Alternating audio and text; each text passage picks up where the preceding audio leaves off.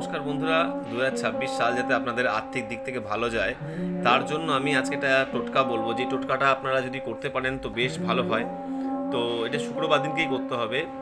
মা তুলসীকে বিষ্ণুপ্রিয়াও বলা হয় এবং মা লক্ষ্মী বলা হয়। যদি আপনি কোনো তুলসীর শিকড় পেয়ে থাকেন, তুলসী গাছের মূল যেটাকে বলে, সেটাকে ভালো করে পরিষ্কার মতো নিয়ে একটা লাল কাপড়ের মধ্যে বাঁধবেন এবং বেঁধে সেটা আপনাদের মেন দুয়ারের ওপরের দিকে ঝুলিয়ে দেবেন বা রেখে দেবেন এবং ভুলে যাবেন। দেখবেন তারপর থেকে আপনার ঘরে আর্থিক অবস্থা আর খারাপ যাচ্ছে না। এরপর আপনার উন্নতি দিন দিন বাড়তেই থাকবে। 1 বছরের মধ্যে আপনার উন্নতি চরম সীমায় পৌঁছে যেতে পারে যদি নিষ্ঠা সহকারে, ভক্তি সহকারে শুক্রবার দিনকে এই টোটকাটা যদি পালন করা হয়। তো তো অবশ্যই আমার চ্যানেলের সঙ্গে যুক্ত থাকবেন। ধন্যবাদ। ভালো লাগলে শেয়ার করবেন, সাবস্ক্রাইব করবেন।